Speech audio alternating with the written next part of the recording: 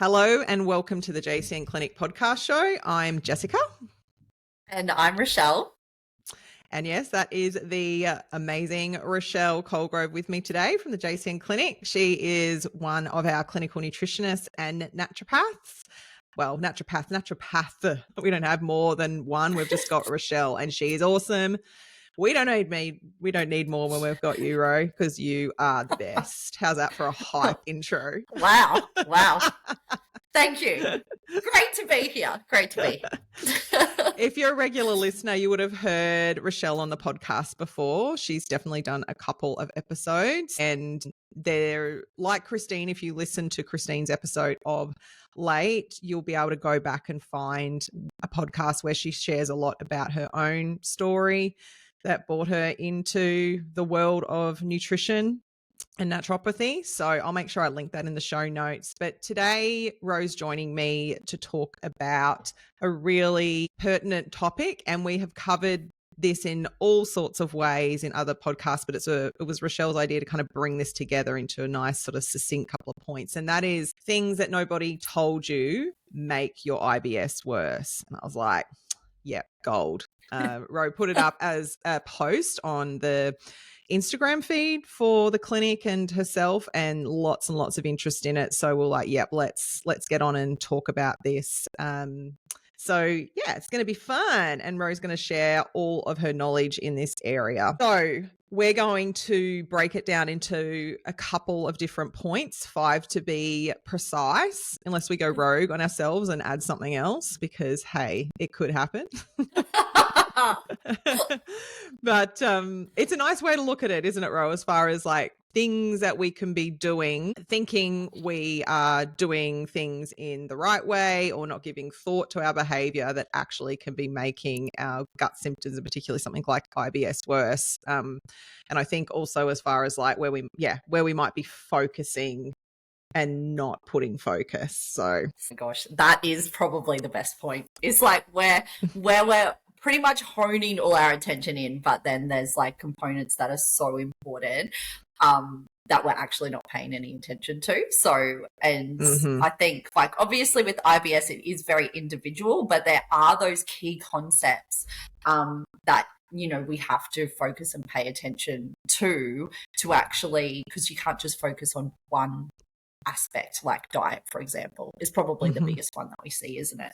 Just focusing on solely on diet, solely on food, rather than focusing on like a holistic approach to IBS. Yeah, that's so true. So true. Which leads nice into our first point, which is chronic stress and a busy lifestyle. So tell us about this, Ro, as far as how this can be an area that can be making IBS worse, and what we need to think about. Big area, but hit us. It is. And I think I really draw on my own personal experience for this topic in particular, because it was the one thing that really changed the game for me in terms of supporting a reduction in my symptoms. And it's so intriguing. And you probably get this too, Jess, when we're talking to clients in practice. It's like, all right, so let's chat about stress. Let's chat about the nervous system. And we start talking about how they're feeling from a stress perspective. You know, I might even use a rating 1 out of 10 so that we can sort of monitor how their stress is progressing over the time we're working together. And a lot of the time clients say, yeah, look, I'm not really that stressed, you know, like I feel like I'm coping really well with my workload, and, you know, I feel like I've got, you know, really good practices in place to kind of support. But then when they start rattling off what they're doing, you're like, there feels like a little bit of a disconnect between what you're saying and what you're actually doing. So I think sometimes it can be a little bit hard to recognize your body actually, like how it's responding to the stress as well. So I think like we kind of a lot of the time we'll just go, oh, let's just get on with it. We've got a busy schedule, but this is life and we've just got to keep on keeping on. And not really recognizing how your body is actually like responding to that load of stress. And it's not until we start to slow down or we start to like, you know, put little practices in place to support a reduction in overall stress that we think, oh, maybe I was a little bit stressed back then, you know? So, And I think the biggest thing is like actually acknowledging your workload. So, what I know to be true is that everyone is busy from a work perspective at the moment. I mean, obviously we're getting to end of financial year, so things are all like quite busy, but you know, everyone is working so hard, like, and it's a resounding story with most of the clients at the moment that everyone's working incredibly hard. So, you know, setting boundaries with your work just to make sure that, you know, you have time at home and there is actually you know, separation between when you're working and when you're actually not working can be really, really important. Because it is really easy to just continue working, isn't it? Like emails pinging off, you know, like we're sitting in front of a computer and you know, it's kind of just normal practice for us. But actually like making sure that we're distinguishing between our work time and setting those boundaries as well, with like when you're sending emails and when you're doing your work and what that sort of looks like can be like incredibly important. And I think it's also acknowledging how stress feels in your body as well. Like, which can be so hard. It can be so hard to recognize, like understanding like when you start to feel like maybe anxiousness or when you start to lose your appetite or when you start to like become just a little bit moody and disheveled maybe. We all know how that feels. Then like actually recognizing that could be a pattern of stress for you and then having tools in your tool belt to be able to then mitigate that stress on the body as well. Because that connection between your gut and your brain is so powerful. It is so powerful. And what I say to all of my clients who are struggling with, you know, any chronic gut symptoms, whether it be IBS, IBD, or just, you know, chronic constipation or any of those symptoms, it's like we can look at your gut and we can do work on your gut, but we also need to support your stress response as well, because you cannot do one without the other. We could do all of the gut work we like, but if we're not actually supporting what's going on up here, that bidirectional like communication, like one's going to be saying one thing to the other, and you know, we kind of can only get so far working on the gut. Without working on, you know, your body and how resilient it is to stress, but then also providing your body with like tools to support a reduction in stress when things do get overwhelmed as well. That's so comprehensive. And I definitely can relate as far as this being a very common factor with clients. Even again, just sort of referring to the last podcast we did with Christine talking about the sort of overall stress connection, but I can even like it's funny, every time this comes up in a capacity, there's always someone client wise in my mind super fresh because it's like that common.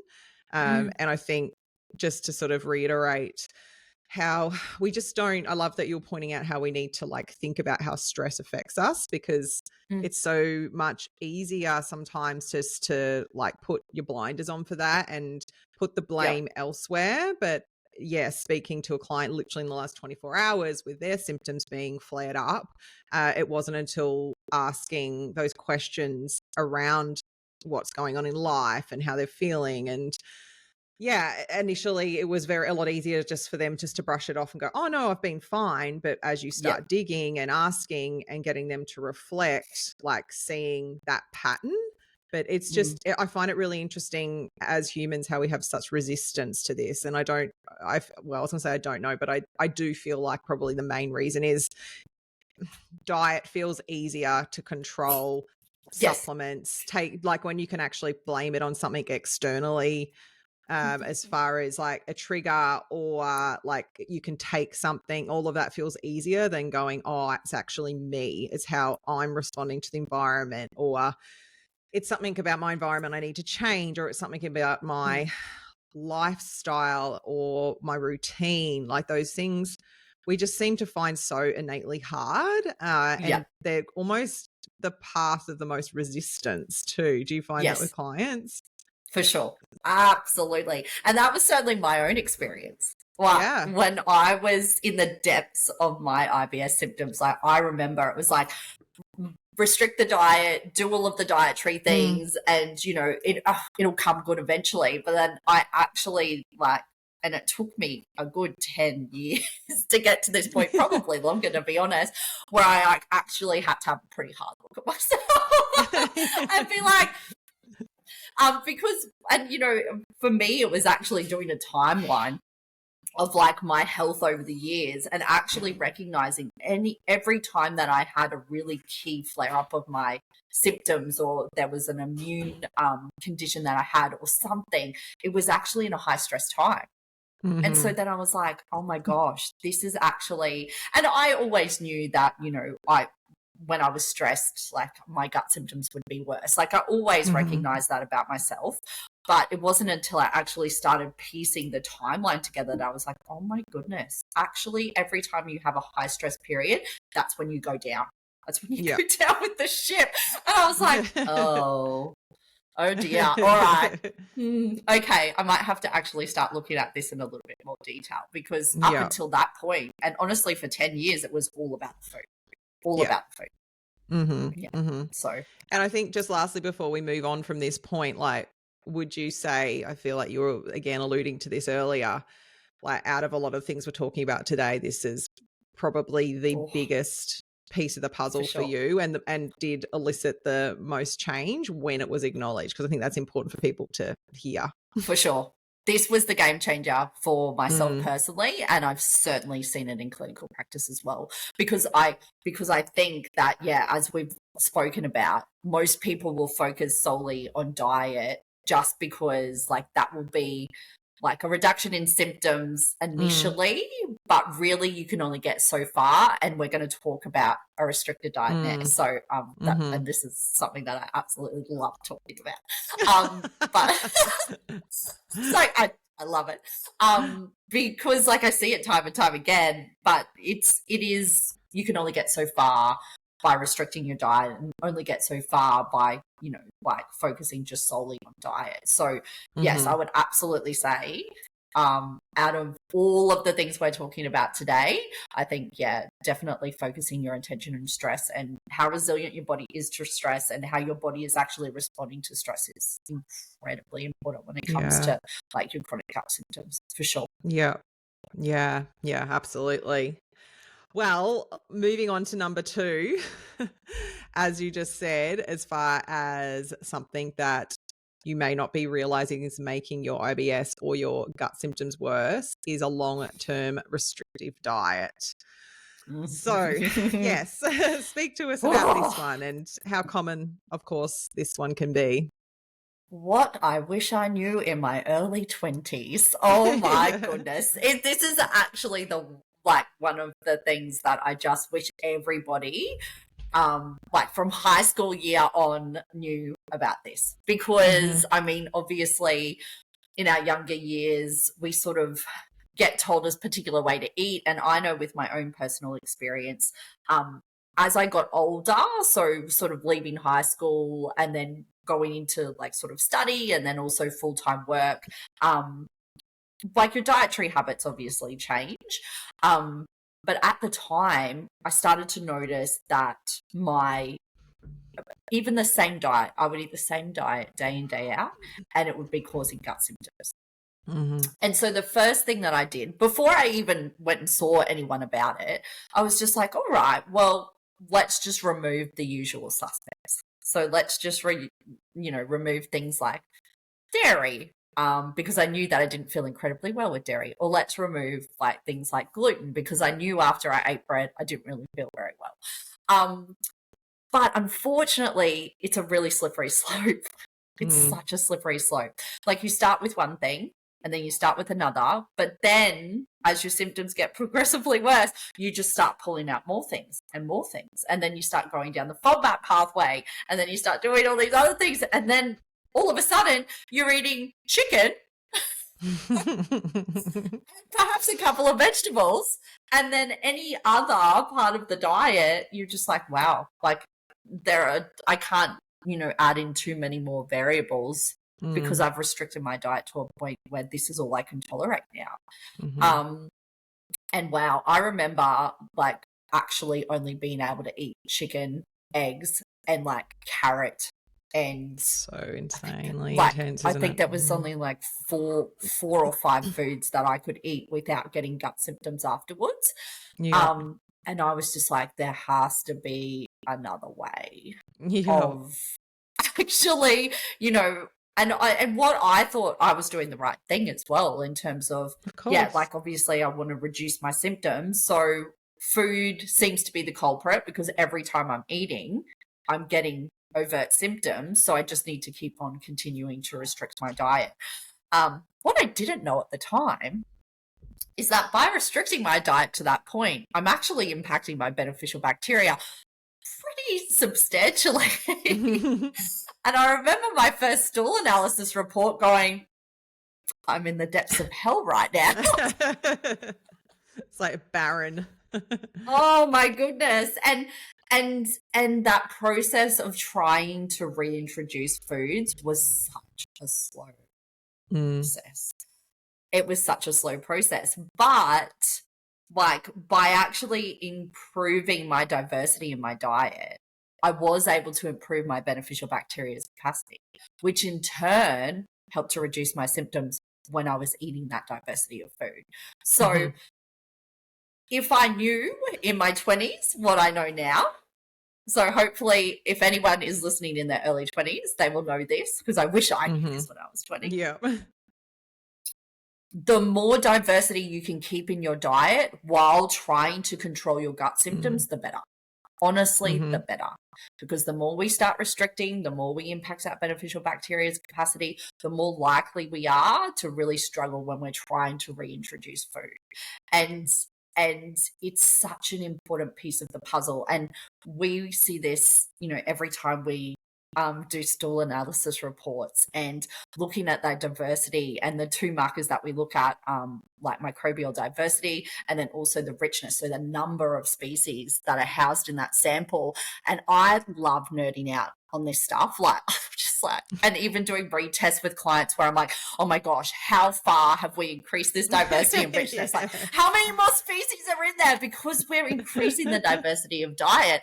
And what we know about those markers is that, for our and this is what I say to clients quite a lot, I'm like, long-term health outcomes for the gut are so much greater when we have higher diversity and richness. And so when we have got a good diversity and a good richness in our microbiome, we're really starting with a solid foundation that we can build on. And so I always say that to clients, like if we're starting with that really solid, diverse foundation, then it makes it a lot easier for us to elicit changes in the microbiome and actually, see a reduction in symptoms quite quickly. So it's not lost on me that this is incredibly hard. Like I think like that's probably one of the key things. It can be incredibly hard to do this on your own. Incredibly hard to do this on my own. When I was going through reintroducing, I was working with Carissa at the time. Yeah. So it's and as practitioners, we are the worst clients. I just have to throw it out there. We are the worst. It's like we try one thing, try the other, do this, do that. And it's just like, oh my gosh, just stick to one thing. For the love of God, stick to one thing. So sometimes it's nice to have some guidance from somebody else to rein us in. But yeah, like it's not lost on me that this is incredibly hard. Sure. Like, especially when you're in the depths of, having really, really overt symptoms and you have had a restricted diet. And probably the key thing that I see in this space is clients have been on a FODMAP diet for far too long. Yeah. Far too long. Agreed. So it is meant to be a short, sharp phase where you're removing those higher FODMAP foods, and then we're reintroducing them slowly over time. Now that, like, I appreciate that the FODMAP app is out there, and I appreciate that clients do it on by themselves, but it is a really hard process to do by yourself. It's tough. But what I see is a lot of clients are doing that FODMAP diet for far too long. So then they're stuck in that low FODMAP phase.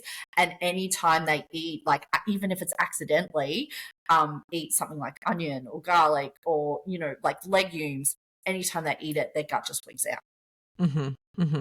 And then it can be incredibly hard to sort of reintroduce, because as soon as your gut starts wigging out on one food, you're like, oh, can't do that. Exactly. Can't do that.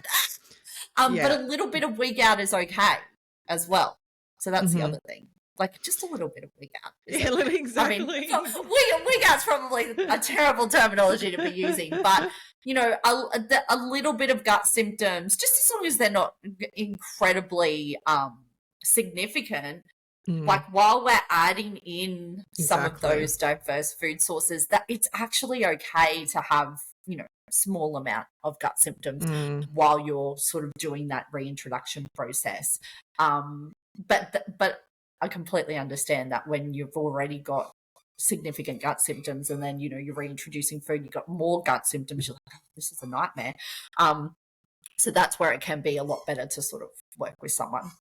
Because then at least we can reassure you that some of these symptoms are normal, but also we can guide you in the right direction from a supplement perspective or whatever that looks like in terms of helping to support and mitigating, you know, those symptoms as well, and not going bull at a gate. I've done this before. I'm like, you know what? Things are ticking along nicely. So what I'm going to do is I'm like legitimately just going to add in like a whole heap of different ones and see what happens. And of course, it ends very poorly. So just go low and slow, one at a time. Low and slow, one at a time. Yeah. I definitely would reiterate about the guidance here, because once I'm sure there's people listening that can relate to, they're on some form of limitation with what they're eating, but they just can't see out of the weeds as far as how to walk back out of it. And we know as practitioners also how to guide that with the best food choices to make also, like as far as maybe what makes sense to trial first and how to build that, and then maybe what to leave till later as your diversity improves. Like there's a really nice process that will get you ahead quicker and hopefully with less symptoms, and then also having that person, as you said too, Ro, that you can speak to that can reassure you if something is maybe problematic and we need to set it aside for a bit longer, versus something we're like, okay, once we've talked that through, that's actually not a worry, and give them the confidence to continue or to continue with a certain amount. Like, it's the guidance here and having someone by your side is so imperative, because you just, as you said, you can easily just in your own head wig out, and then like you'll restrict again, you'll just hold back because that feels like your safe space. And it did make me think when you were talking too, interestingly, like in this whole area, when I first started with practice, like there really wasn't much around as far as stool testing. Like there was the real basic culturing, and it was like and hard the intolerance to get your hands testing on. Yeah, there was just not much. But I remember one of the things that I saw really quickly, and I think it was because I married what I love to do as a nutritionist with the fact that I was always a foodie, and I would see these people come who were eating restricted diets, and my heart and my passion was like, oh, well, we can't have this, we need to like give you more ideas for food, and like, you know, what about this for breakfast, that for breakfast, and like talking through different variations of what they were eating and different types of ways they could create meals and things they may not have used before, that I felt like, well, that would make sense to use those vegetables or whatever it was. And what I found even in like those first couple of years was like a really positive response with clients, because I was like improving their diversity in their diet. And I didn't really have anything concrete in those days as far as being able to go, here's a test showing your like microbiome status now and before. Like obviously, as far as what we had back then. But I thought of that as just as far as reflection, as far as like how we work with clients and always will continue to work with clients to really keep that diversity of food in their diet within the spectrum of what they can handle and guiding them. And the more you do that, the more you see just the benefits all round, particularly even, the mental gains. Yeah. Like if you've been someone that's down to like 4 or 5 foods and suddenly, you've doubled that even, it's just like such a win. And it's like this positive feedback loop. So yes. Yeah. And it's so passionate about it. Absolutely. And it's that improvement in quality of life as well. That is like so intrinsic to IBS because, and, that feeds into that gut brain connection. And, it really is like a lot of clients are scared to leave the house, don't want to eat out because every time they eat out, they get overt symptoms. It's just, it's that vicious cycle of not being able to live your life. And, then that makes you stressed and that makes you anxious. And then, it is that feedback loop that just kind of perpetuates the cycle over and over again. So it is. And the food improvement, I mean, we can definitely initially, supplement and do what we need to do based on the stool analysis results that we receive. But honestly, I'm saying to my clients very early on in the piece, like increasing diversity is key here for like those long-term impacts on your beneficial bacteria. So the more food we can get in, within reason, I won't throw 10 foods at clients like I would do myself. And then be like, oh, which one was it? Stupid. No, I don't do that anymore. But I understand why clients want to do that though, because as soon as you feel as though like you're increasing that diversity slightly, it's like, oh my gosh, this is amazing, and then you just want like more. Yeah, exactly.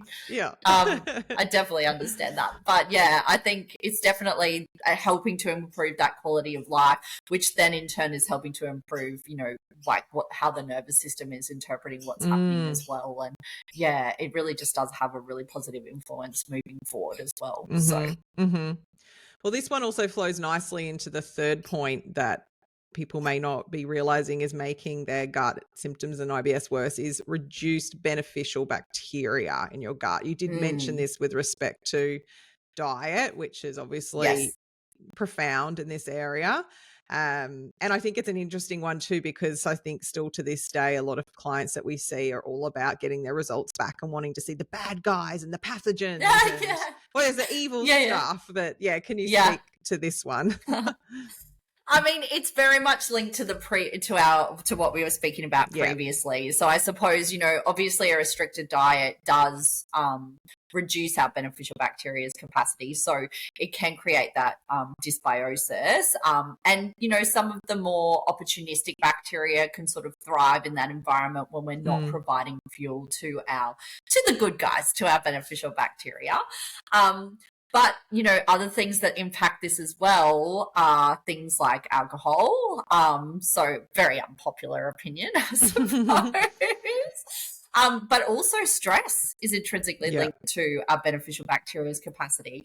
How we're sleeping and resting and recovering as well can play a really big key role too. And so there are so many components that are linked to how our beneficial bacteria are thriving. And so it can be like, we know the heavy hitters, I suppose, like making sure you're managing your stress, we're sleeping well, we're increasing that diversity of diet. But it is quite individual to each client. So it can be nice to have some testing involved in this sort of space, because one thing that I have learned over the years is that I can assume what is going on in my client's gut. And then we get testing and I'm like, oh, okay, it's not what I thought it was. Absolutely not what I thought it was. And so obviously when we're working with clients initially, we want to see a reduction in symptoms and also, really support the beneficial bacteria's capacity to be able to digest the food effectively, to be able to break down those food components as well, making sure that we're moving the bowels frequently. So all of those things are helping to support your microbial environment and supporting those beneficial bacteria's capacity. But what is intrinsic to your gut is always going to be different for each individual client, I suppose, in terms of, what is going to be the best step forward for their own unique microbiome. And that's what's so cool about the testing, right? Oh my gosh, I know that. I love it so much. Because for sure. The specific symptoms, so if we think about things like bloating, or if we think about, symptoms like gas, there are some key bacteria that we would be looking at in a stool analysis report to be like, oh, are they actually the culprits of that bloating symptom? Or are they actually the culprits of those gas symptoms? And so understanding that, we can actually then formulate a plan to be able to change that microbial environment to support an increase in beneficial bacteria, but then a reduction in some of those ones that are producing those gas symptoms, so we can reduce those symptoms as well. So as I said, it is quite individual, but yeah, there's definitely those, key diversity of diet, making sure that we're improving, the beneficial bacteria's capacity and fueling them as well, giving them the fuel they need to thrive. And then stress, as we've already mentioned, really big component. We're going to talk about sleep in a little bit more detail in a moment as well. And then, just removing some of those overt irritants of the gut for the individual as well. So sometimes that's alcohol, sometimes that's caffeine. A lot of the time it's gluten. Sorry, everyone. Can be dairy as well. So just finding what it is individually for our clients, and then, coming up with a really solid plan from there. I like that you mentioned again with the testing, because I can think of looking at test results where you've got really low diversity and richness so for people listening, just meaning again that there's that reduced beneficial bacteria overall, or reduced amount of bacteria in your gut. But then we also, alongside that, can look at the growth patterns within that of more inflammatory bacteria. So sometimes you'll see a report, just as Ro was talking about with individuality, where there can be like a really low growth, but these kind of species that are still of dominance in your gut are more inflammatory. So you can still get this real mixing pot of like inflammatory bacteria and then poor growth overall. But then you can also have someone who doesn't actually have that dominance of more inflammatory species. They just generally have a really poor load, and how we treat that differs, but underlying both cases is this really poorly sort of microbiome growth. And for us as practitioners, that's just so crucial, because we know that that's the cornerstone of good gut health, is to have a really nice diversity and richness of species in your gut. So our goal is to always feed that up, which is the whole process that we walk individuals through, just based on what suits them best. But I often think, I know again we've done podcasts on this, so I won't go into lots of detail, but people generally underappreciate and what these bacteria are doing as far as like keeping their gut healthy and their symptoms symptoms at bay when they're in a good balance, and helping them with digesting food and not having all of these problems. But then also as far as full systemic health, as far as how they're involved in inflammation and mental health and cardiovascular health, like just everything, as far as that sort of cornerstone of gut health. So that's why we are so passionate about making sure that like this point is identified and worked with, because it is still I feel like underappreciated. There's stuff out there in socials about gut health, which is wonderful. But I know Rochelle would see as well, like when we talk to clients, there is a real lack of understanding, and I think that they probably get how important it is when they do see our faces when we get these retests where the diversity and richness has shifted up, and oh my gosh, it's moved from the red to the orange, or the red to the green, and we're like, oh my god, this is so good, congratulations. It's like their firstborn baby, congratulations. And also with the testing that we have now too, it actually does show us how important increasing diversity of diet is. Like, and so I'm even thinking of opportunistic bacteria and, you know, bacteria that, you know, we are wanting to reduce. And we're doing that through prebiotics. We're doing that through fiber sources. We're doing that through diversity. We're not doing it by, you know, overloading the gut with antimicrobials. And I always say to clients, like, pushing my clients down the stairs, you know, like I actually don't want to impact your beneficial bacteria. I don't want to impact your good guys. So can we actually come up with a strategy and a plan that adds to your beneficial bacteria and your microbial environment rather than reducing it? And it's so powerful to see that in a retest stool analysis, because you're like, yeah, we have increased the diversity of diet and look at how we've improved those markers. And it's just like, oh my gosh, it's so nice. Like, it's like the most favorite part of my job. I'm like, oh my gosh, this is incredible. And actually showing clients how much of a difference improving diversity has as well. I think that's, you know, it's empowering too for them to be like, oh my gosh, this is awesome. Like, I actually want to, you know, have more colors, and I actually want to, you know, like, try different foods and be more seasonal in my approach and not just eat the same thing day in, day out. And it's, I love that we have the testing now to actually show that to us. Yeah. I love that it even literally counts the species. So we're at a point where you can be like, okay, this initial test you had 110 and now you've got like 170. It's like you've got 70 new species. Like, do you see how exciting that is? Look, most clients don't get as excited as me. I'm just throwing it out there. But yeah, like, imagine 70 species that are working for you. Like, how cool. Like, it's so it's so awesome. So the fourth area that, again, is perhaps overlooked a lot, that you also alluded to, is sleep quality. So reduced capacity of sleep quality, or just not enough sleep overall. Obviously we all have crappy night's sleeps here and there, that's just life. But overall, if your sleep is poor, tell us a bit about that and how that might be an area that people aren't giving enough attention to.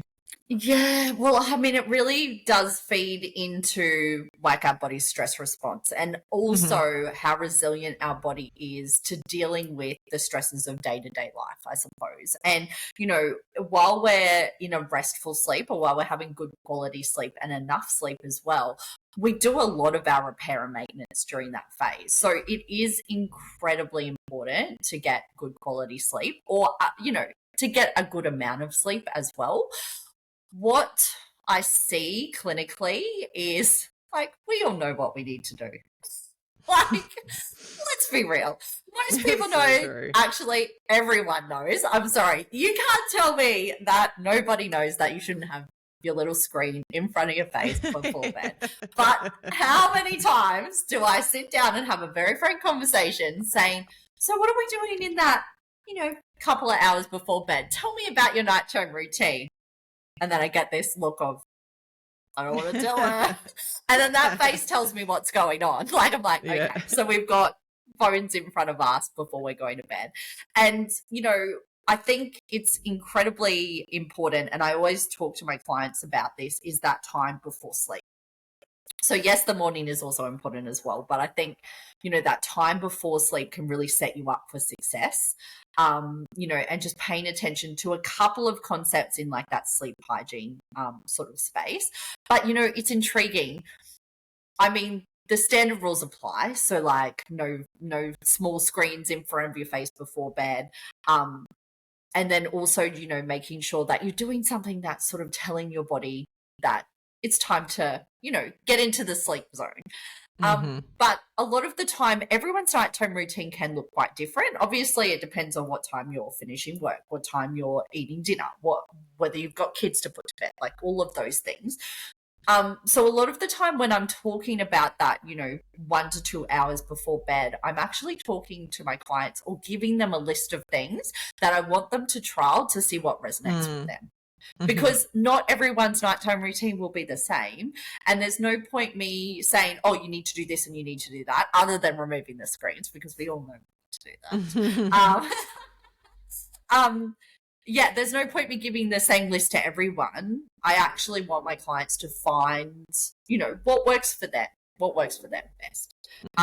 Because everyone's like, sleep onset is different, how quickly or how long it takes them to fall asleep, whether they're waking up in the middle of the night, whether, what time they're waking up in the morning. Like everyone's requirements are a little bit different. And so it's about, working with the client to see, what works best for them in terms of, especially in that, phase before sleep.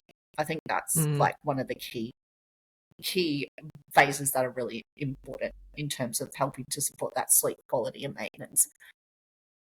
For sure. I, again, can speak to a client. I think it always is helpful to listeners to put sort of maybe some like experiences behind these points. Like I'm thinking of someone recently who we had this conversation with, who put some active changes in plan with their pattern before sleep, but also just prioritizing sleep overall, just to ensure she was actually getting more. And the changes that she saw with her gut were pretty profound. And just honestly, Amazing. overall, like not only her gut, like flow through to how her hormones were behaving that month. Like it's just, again, like it's so overlooked. And I think it relates back to the stress point, because it seems like it's a harder area because everyone wants to be on their phone, or they want to rush around to the last minute before they get into bed, or they want to stay up and watch the next episode of something. Like it's so easy to just rob from your sleep.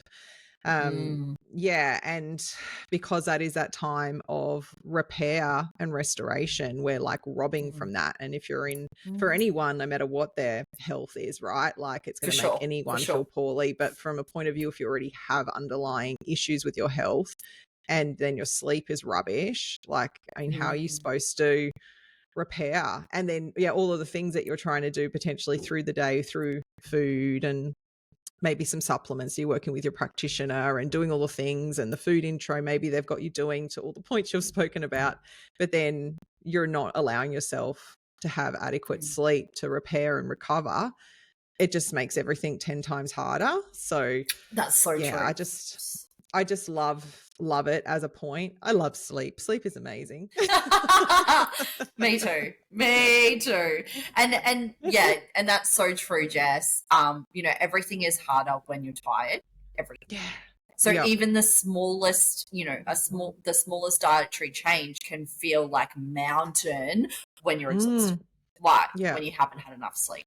And so like so sleep, it's so true. Like I think it's definitely one of the key concepts that is missed, because everyone is busy and they're trying to get as many hours back in the day, but we need to prioritize sleep, like, and as you said, for all the body systems, like not just the gut, like absolutely. I think we also need, it's a good one as far as maybe being extra sort of real with clients and with listeners about it. It is an area that you have to be realistic about. If you're not going to put focus here, or you can't, like you may not be able to, particularly if you're a parent with young kids or a shift worker, like there could be a multiple amount of reasons why this is a problem area for you.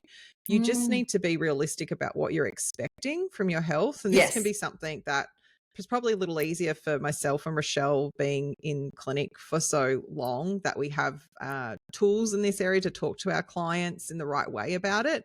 But for new practitioners, it can be quite hard, but it is an area we have to be clear on, because it's not fair if we're promising the world to have you feel better, but this isn't where it needs to be. And I know that we both have examples of clients like this, where we can only get them so far if their sleep is crap and it's not something that they feel that they can change. So we may be in a space of just like monitoring and dealing with them where they're at, and almost like a symptom control space, because we're not able to move them forward. Like that is how profound that sleep space is. So yeah, I know that might be a bit of a harsh thing for people to hear, but it's the honest and blunt truth. Yeah, So, for sure. And I think, having that schedule of sleep, can be so important as well. Like just having like that similar bedtime, having that similar wake up time, you know, it can be like a great place to start, a really great yeah, place to start. Like getting yeah. yourself to bed. And I think that's the first thing that I really talk to clients about is, what's your schedule in terms of like when are you going to bed? What does that look like? And then like what time are we waking up? And trying to keep that as aligned as possible. Mm-hmm. Every day, because that really does help, to start working on that sleep quality and maintenance. But yes, yeah, I love my sleep. Can't. Yeah, when I haven't had enough sleep. Yes. So yes, definitely very important. So true. Sleep, very I important. actually don't. I can't remember the last time at home that I woke up to an alarm. Like I actually stopped doing it because I try and get myself to bed at a certain time, and then I just know that I'm going to wake up at a certain time.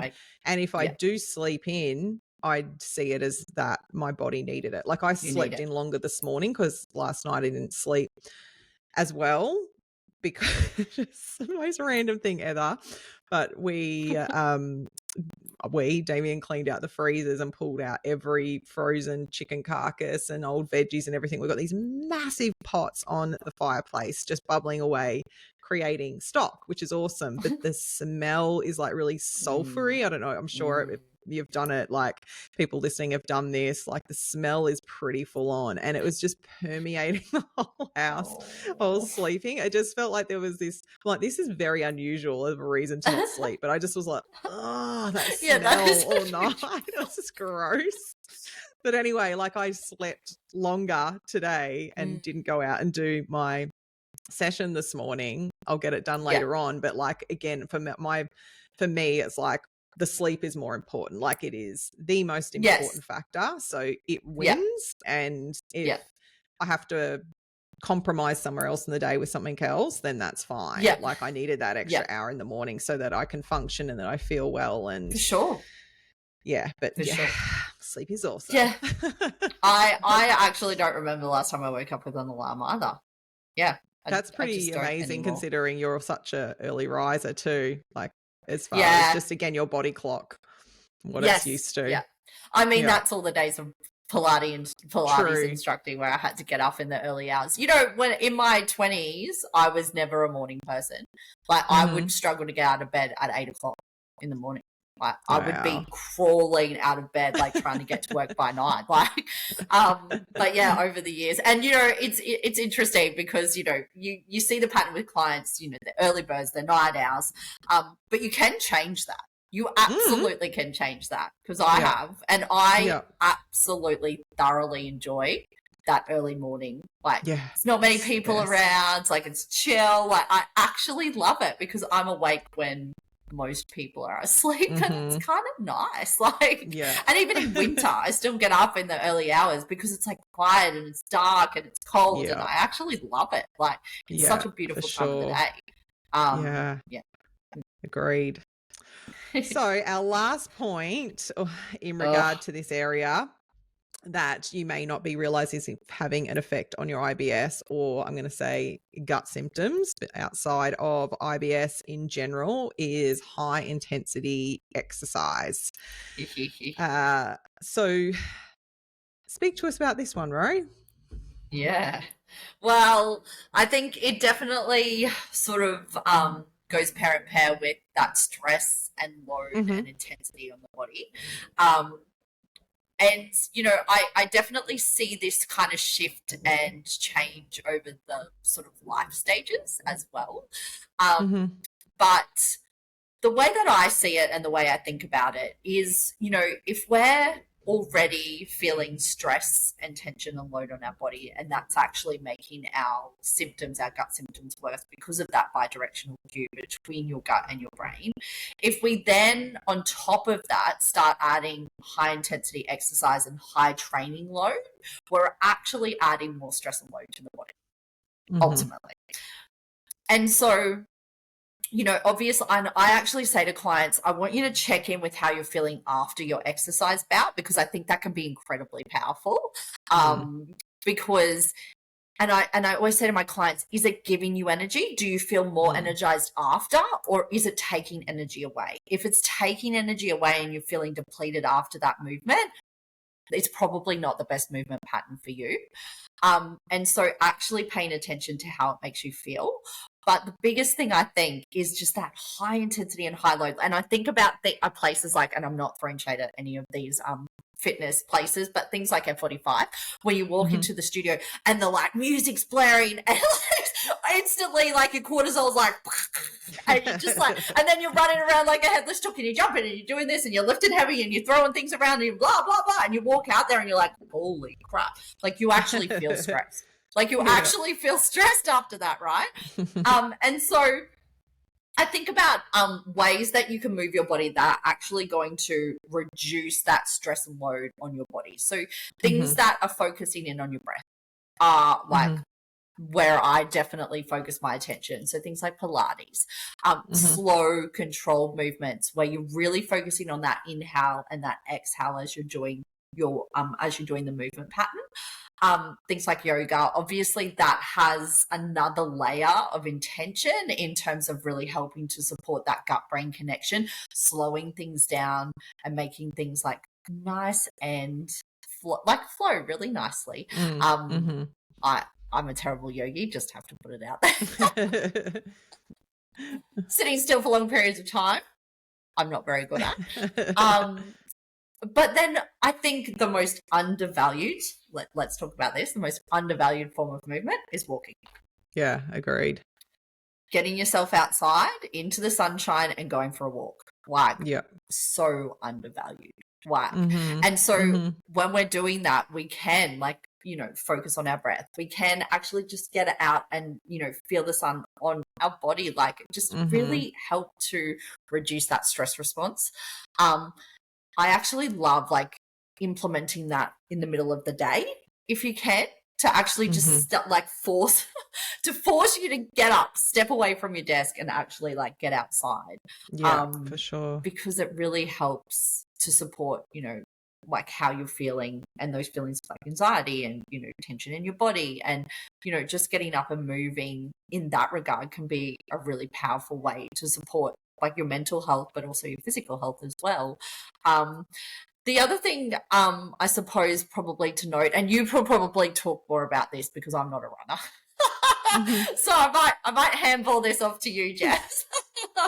But in terms of, and I know I've experienced this myself, but when we're doing high intensity exercise or when we're doing things like running, it actually can, increase your gut symptoms as well when you're jumping around and doing, high intensity movement. So another thing to be mindful of when you are doing those forms of movement is how your gut is actually feeling and what your symptoms are doing during and also after that exercise bout as well. Yeah, for sure. No, I spoke about this too with Christine a little bit, with respect to stress. But so again, individual with what you're presenting there, with how we're looking at how stress affects us with our individual choices with training and exercise. And I think with respect to running, we definitely need to be honest with ourselves about how we're feeling. As you said, I love that. After I finish a session or a run, how am I actually feeling? Do I feel energized or do I feel taxed? And then also, how is my gut feeling after this? How is my gut during that session? If you're going out and you're having these flare-ups with your gut and you're getting that classic runner's gut and you're having to run and find toilets all the time, obviously the running at this point may not be the best type of exercise for you, and you do need to do some work in all of the areas we've talked about so far and looking at your underlying gut health so that that is ideally not happening. But then we do have the layer of the physicality of something like running, where you're physically like shaking and moving around your intestinal tract. And I was speaking in the previous podcast about how we're getting that nervous system innovation, not prioritizing the gut anymore, and we're not getting the blood flow there in the same capacity, so that the longer that we're training or the intensity like that will all have an effect. So you have to be mindful of these things, and again mindful after your sessions too of how you're feeling and how your gut is responding. And there definitely can be things that you can do to improve your gut health that will make this not be of concern or like massively reduce the problem. But also I think that you have to understand that, if you are doing something that is in this arena, that there can be a crossover. And maybe considering where you're at in your own health space and whether it's the best time for you to be pushing your body in that place. So that's something that I like. If I have clients who run and do run a lot, like as much as obviously it's such a passion of mine, like if I feel that it would do them justice to pull back on their running and focus on the things that you just spoke of, like more walking or getting in and lifting weights and doing like, well, I didn't talk about resistance training. Come on, Roshelle. But like, I always say to them, not cardio with weights, but actual proper weights. Like talk about like, as always, like brainstorm different ideas of what we can do that they may enjoy, so we can use that while we're improving their gut health. So then we can then bring the running back in. And I almost see running in a way like food introduction, like let's start to build it in and see like how much you can handle and how you're feeling. Like don't go I'm going to run a marathon and then just start increasing the load, or go from doing nothing to like I'm going to go start doing F45 3 times a week. Like you've got to ease your body into it. And also, which is a whole nother topic, of course, in this area with the gut, is that you have to feed your body effectively for whatever this high intensity exercise is that you're doing. So that comes down to the effort itself and fueling it correctly. So before, during and after, but also day to day, because if you are under fueling and under eating and you're doing a lot of training and exercise, and that actually I would go to in any capacity, because you might be someone that's walking like 2 hours a day or something like that. I've definitely seen it all. But if you're not fundamentally eating enough, then you're not giving your body all the building blocks it needs for recovery. And then you're in more of an inflamed, depleted state, which is only going to make your gut symptoms worse. So for sure. It's interesting how all these points feed back onto each other. As far as like how they're all in some way different stresses.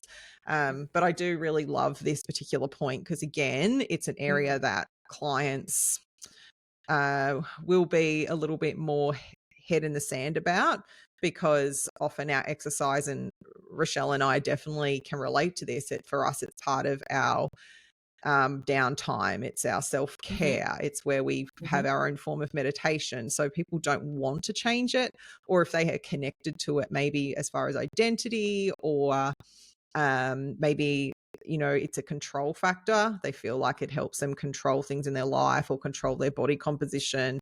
Like it's really, really hard to like get people to pull back in this area. But holy moly, if you can give attention to every 5 of these points that Rose discussed, and that's even before thinking about adding anything from a supplement point of view, I would bet you $100 that you will see an improvement in your symptoms. For sure. Just saying. Yep. Mic drop. And I think, it's such a valid point. It's such a valid point, because these things do get overlooked, but, you know, it's about going back to basics. And I understand and appreciate that, you know, like supporting your sleep, improving your diet and increasing that, you know, diversity. I know they're not easy things to do in isolation, but even just getting small improvements in every aspect is going to be incredibly powerful long term. So yeah, it's definitely things that I wish I knew when I first started my IBS journey. But you know, that's why I studied. So I could learn more about it, and then also so I could teach my clients about it as well. And, you know, our understanding of the gut has evolved and shifted and changed, and, you know, we know more than we used to know. So when we know more, we can, you know, like do better in terms of like how we do support our gut and how we do support our stress. And you know, that also shifts over the life phases too as well. Like the way I was training in my early 20s is certainly not the way I'm training now. The way I was eating in my early 20s is certainly not the way I'm eating now, you know. And so it does evolve over time too. And so that as well, it's like we're learning new ways to support ourselves as we age as well. So I suppose that's another point too. That's probably a whole nother podcast, let's be real. For sure. No, I love it. I think that just about sums them up. Was there anything else that you wanted to add? I feel like we've covered those areas pretty well. I think we've done, awesome. Can I say we've done good? I think we've done good. I think we've done good. I think you've done good. Well, before we finish up, and as always, I think I've done this to Rochelle as I did to Christine without any prior warning. It's just going to be, look at her. She's going to be like, what are you going to say? What are you going to say, Jessica? We would love to share a couple of recommendations with you. But before I go into that, Ro, you can have a think if there's anything you want to recommend to our listeners. If you've listened to today's episode and this has resonated with you and you want to know more and you want to speak with Rochelle or you're interested in making an appointment, I'm going to make sure all the details are in the show notes, or you can just DM her, contact her. She may kill me for saying that, but contact her through Insta if you've just got a few questions. I find the podcast is such a great way to not only like listen to our practitioners and all of their knowledge, but also to get a feel for them as far as their personalities. And I know that for a lot of you that can be listening to Ro and hearing all of her passion and hearing her energy and being like, she is my lady, I need to chat to her. So if that's the case, make sure you reach out. But as we usually do, we usually like to give you a couple of recommendations at the end of the episode to have in your cap to add to your day or add to the week somewhere along the way. And it can be anything. It might be a TV show. It might be a movie. It might be a form of movement. It might be a book. It might be something health related. It might be sometimes, Ro, an anti-recommendation. I've been known to throw in an anti-recommendation. Don't do this. Is there anything that comes to mind for you that you've been like maybe enjoying lately, doing lately, watching lately, reading lately? That you'd love to share with listeners. If not, that's cool. No. I'm going to share this, but it's a little left of center. So I've gone back to watching the X-Files. It probably shows my age. That's so random. I love it. It's so random. But I remember as a kid, like I used to sneak down and like watch the X-Files with my dad. I wasn't allowed to watch it because it was like scary, right? But I've always been into like I like the little scary kind of horror stuff. So I've always like sort of resonated. And when I was younger, I watched the series. But I've started rewatching it, and honestly, I highly recommend. Like, it's so good. It's on Paramount Plus, and yeah, I ended up purchasing Paramount Plus because I wanted to watch it. So I've actually been thoroughly enjoyed like going back to season 1 and watching season 1. Yeah, so that's probably my binge at the moment is the X-Files, and honestly, hilarious. It checks out even now, like. So yeah, They must look so highly young. recommend. Oh my gosh, they're so young. So young.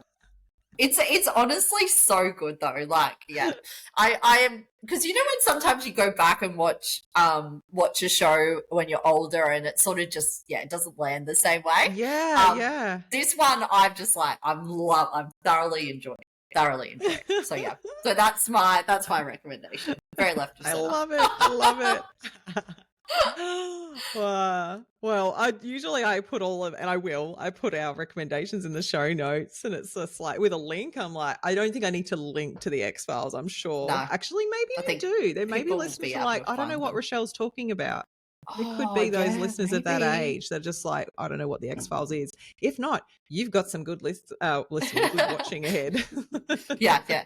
Well worth your time. Mulder Scully like chemistry. So and they did do a remake, but I haven't seen the remake. Oh, it feels like sacrilege, I haven't done the remake. I'm not sure how I feel about the remake. Yeah, because I like, get you know, like it's that. still Mulder and Scully, but yeah, I haven't watched it yet. So I've gone back to the beginning to kind of maybe feel into whether I want to watch the new version. But at this point in time, I'm not completely sold. So we'll see. So that'll be my next update when I come back on the podcast. I'll let you know about. Yeah. What's yours? I've definitely got one. I was thinking about doing two with an anti-recommendation because I was thinking about it with relation to what our topic has been today. So I might start with that. My anti-recommendation is to practice what you preach with relationship to, we're talking about diversity of the diet and working with a practitioner and adding things in and doing them in a particular way. Yep. I by no means am on like any form of restricted diet. I pretty much eat everything except for dairy and gluten. So I guess that's not everything. Actually, dairy, I eat goat and sheep products, just not the cow, not from the cow udder. Only the goat and the sheep udder. Anyway, I tried a new protein powder, which I'm not going to say the name or anything like that because it's like delicious and it's fine, but it is a plant-based one and it's made from a different type of legume compared to the usual one that I use.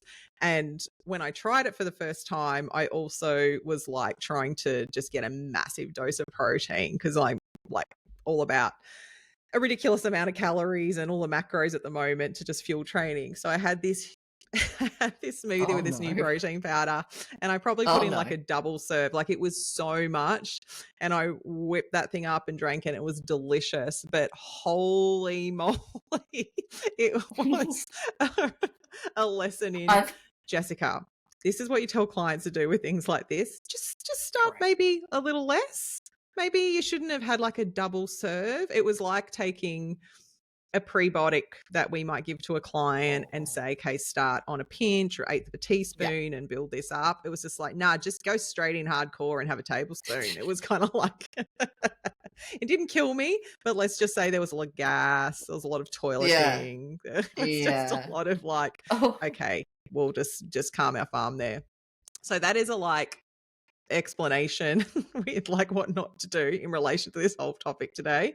That was kind of a funny thing that happened this week. But my other recommendation as such, which has nothing to do with what we've been talking about, maybe slightly our last point, is if it interests you, and even if it doesn't, I want you to think about it. This weekend is one of the best trail races in the world besides UTMB, which happens a little later in the year. It's called Western States and it's in America, and it's going to have the best of the best lining up at the start line, and it's all through YouTube. So you can watch it. It starts at 9 p.m. on Saturday and it's a 100-mile race. So they will be running 100 miles and unfortunately because it's in America, it's going to go through the night. So yeah. How long does that take, Jess? Well, the elites are ridiculous in what they're doing each year with braking times. So it's taking them around 14 to 15 hours. The men will finish first and then the women to follow, usually within half an hour to an hour later.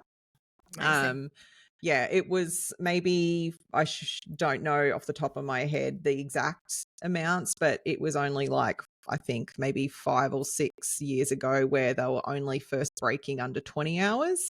But like it's just getting faster and faster and faster with things like nutrition. Nutrition is huge. Totally. Like it's been a Huge. massive game changer. Shoes, like all of the things, like as far as technology and just what these athletes are doing. But it is the most amazing, exciting. I know it sounds crazy because it's like that amount of time, but even if you tune in and watch the start where they do this massive run up to the top of the escarpment, which is all uphill into the snowfields, and see them running up there. There's hundreds of people that do it besides the elites. Only let a certain amount in each year. So they'll be starting at 9 p.m. our time, and then it'll go through the night. But to go and watch the finish line and see that all happening is pretty amazing. And also they have something called golden hour, which is with any of these races, there is a cutoff time. So for Western States, it's 30 hours. So you have to finish in 30 hours. So in the last hour, they will live stream the finishes. So you'll have people coming in with like a minute or two to spare, and the crowds are going nuts. And there's like, it's so emotional. Like you will bawl your eyes out watching Golden Hour, where there's like people just hobbling across the line, or like they're walking across the line holding their family and or holding their kids that have ran in, and they've just made it like with 30 seconds. And it's just the most like beautiful thing to see. But yeah, it's on this weekend and I'm very excited. I'm fizzing for it. Is that a goal for you to get there? Oh, I'd never get there. Like the only reason I'd ever you can only get in. So if you win certain races, you can get what they call a golden ticket to enter it. I would never in a million years. Like that's just far beyond me. However, you can for a normal lay person to get in, they have a lottery system. So you can enter a lottery, and if your name gets drawn, then yes, you can go. That's insane. I didn't realize it was like that. I thought you could just like pay to go, you know. You used to be able to, but not anymore. Like a lot of these races are like this now because they are so popular. This one in particular is just, and they only, because it's all through national parks and so forth, they'll only let a certain amount of people in it. So yeah, unless I entered the lottery one day, which I don't know. Never say never, hey? Yeah, well, then you've got to be what I know about you, Jess, never say never. But yeah, it's going to be so fizzing. Damien's just like rolling his eyes at me constantly. I'm like watching everything on YouTube at the moment with all the lead up, but like I'm fizzing for the weekend. There's a few listeners listening that I know will be the same.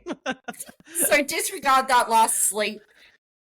Yeah, don't worry about that. That we just legitimately said, I don't know, half an hour ago. That will not be happening on Saturday night. Yeah, just for one night. Love it. Anyway, that's my recos. Thanks so much, Ro. This has been really great. Oh, yeah. And as always, your passion for this topic just shines on through. So I love it. And as we said, if anyone has any questions, please let us know.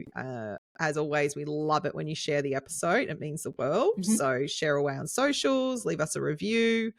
If you've got any topics you'd like us to cover, maybe there's some things that Rochelle's mentioned today that you're like, oh, I'd like to know a little bit more about that. Just absolutely let us know and we can dive in deeper. Maybe you want to know more about Western States. Probably not.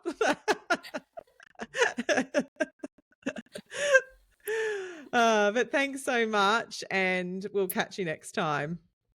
Thank you.